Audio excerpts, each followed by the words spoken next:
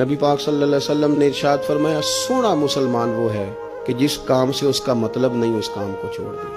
اور نبی کریم صلی اللہ علیہ وسلم نے فرمایا قیامت کے دن زیادہ گناہ ان لوگوں کے ہوں گے جو زیادہ فضول باتیں کرتے تھے، ان کے گناہ زیادہ ہوں گے۔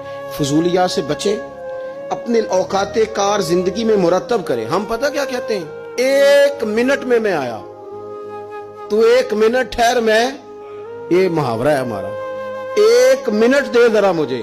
تو میں اکثر دوستوں سے کہتا ہوں کہ جو 1 منٹ ہے نا، اسے کیوں ضائع کرتے ہو؟ کیوں کہتے ہو 1 منٹ ٹھہر؟ کیوں ٹھہرے بھائی؟ آپ کو پتہ ہے منٹ میں کیا ہوتا ہے؟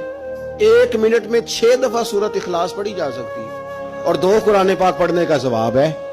1 منٹ کے اندر 26 مرتبہ کہا جا سکتا ہے سبحان اللہ و بحمدہ سبحان اللہ العظیم۔